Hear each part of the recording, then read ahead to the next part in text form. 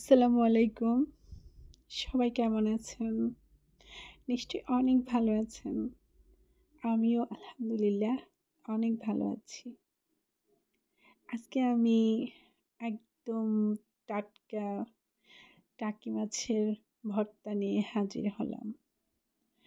আজকে যে টাকি মাছের ভর্তা আমি বানিয়েছি, ওটা একদমই টাটকা, একদম জীবিত টাকি মাছ। এই টাকি মাছ আমি অ্যা এটা পানি থেকে নিয়েছি। তো এখানে অনেকেই মাছ ধরতে ভয় পায়। আমি ভয় পাই না। আমার মাছ ধরতে অনেক ভালো লাগে। আমি সব রকম মাছ ধরতে পারি। শিং মাছও আমি পানি থেকে ধরতে পারি। তো এখানে আমি এই মাছ ধরেছি। অনেকটা সময় লেগেছে আমার এই মাছ ধরতে। কারণ এই টাকি মাছ এতটা আ পিচ্ছিল, এটা ধরা যায় না। এটা মানে একবারে ধরলে এমন জোরে ধরতে হয়, না হলে একটু ঢিলা হলেই এটা হাত থেকে অনেক দূরে লাফ দিয়ে চলে যায়। তো অনেক কষ্ট করে আমি মাছগুলো ধরেছি। তো এই মাছগুলো একদম টাটকা। আমি মাছগুলো প্রথমে এখান থেকে নিয়ে তারপর এটা একটু লবণ দিয়েছি। আমি লবণটা দিয়ে যে মাছগুলোকে ঢেকে রেখেছিলাম, এটা যেন মরে যায়। তো এই লবণ দেওয়া আর লবণ দিয়ে ঢেকে রেখেছি, ওটা আমি দেখাইনি এখানে। তো তারপর মাছগুলা মরে যাওয়ার পর আমি ভালো করে কেটে একদম ভালো করে ধুয়েছি। ধুয়ে তারপর লবণ দিয়ে মেখে রেখেছি। আবারও লবণ দিয়ে কিছুক্ষণ মেখে রেখেছি।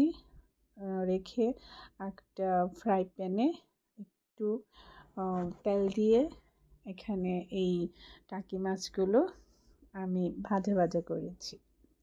তো এটা একদমই অল্প আঁচে আমি এটা ভেজেছি ঢেকে।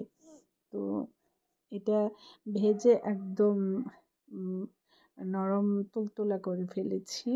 তারপর আ আবার আরেকটু ঢেকে দিয়ে একটু মচমচা হয়েছে পরবর্তীতে। তো ঠান্ডা হওয়ার পর একটু মচমচা হয়েছে। তো এখানে আমি পেঁয়াজ কুচি, ধনেপাতা কুচি, আদা কুচি, ২ টা কাঁচামরিচ কুচি আর ৩ টা শুকনা মরিচ। ওই শুকনা মরিচ এখানে খুবই কম দিয়েছি। পেঁয়াজ দিয়েছি ৩ টা, ধনেপাতা অল্প, অল্প একটু আদা। আর শুকনো মরিচটা ৩ টে দিয়েছি, এটা অনেক ঝাল। আর এখানে ২ টা কাঁচামরিচ দিয়েছি তো এজন্য। তো এখানে এই সব উপকরণ একসাথে ভালো করে মিক্সড করে তারপর আমি এই টাকি মাছগুলো একদম কাটা ছাড়িয়ে আমি শুধু মাঝখানের যে টাকি মাছের মাঝখানের যে লম্বা কাঁটাটা, ওটা শুধু আমি ফেলে দিয়েছি।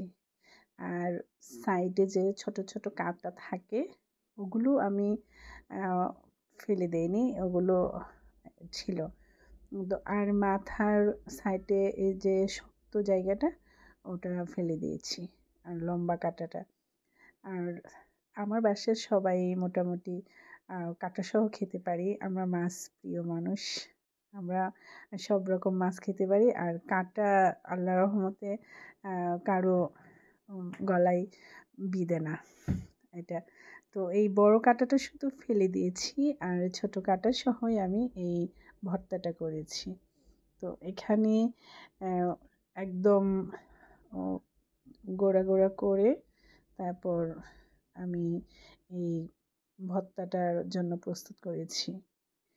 তো টাকি মাছের ভর্তা খুবই সুস্বাদু। এটা আর যদি একদম পুকুর থেকে ধরে এনে সাথে সাথে টাকি মাছের ভর্তা তৈরি করা হয়, এটা তো অসাধারণ, অসাধারণ।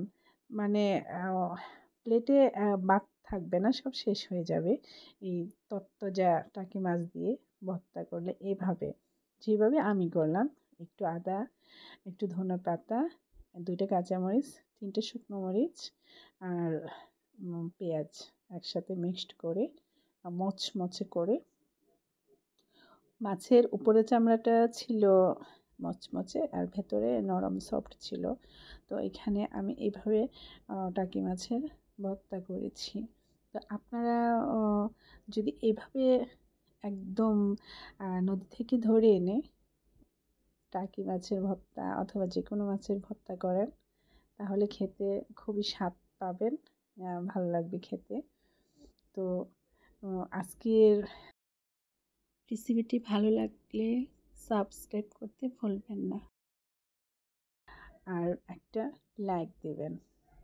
তো আমার এই রেসিপিটি দেখার জন্য আপনাদেরকে অসংখ্য ধন্যবাদ। আজ এ পর্যন্তই। ভালো থাকবেন, সুস্থ থাকবেন, সুন্দর থাকবেন। আল্লাহ হাফেজ।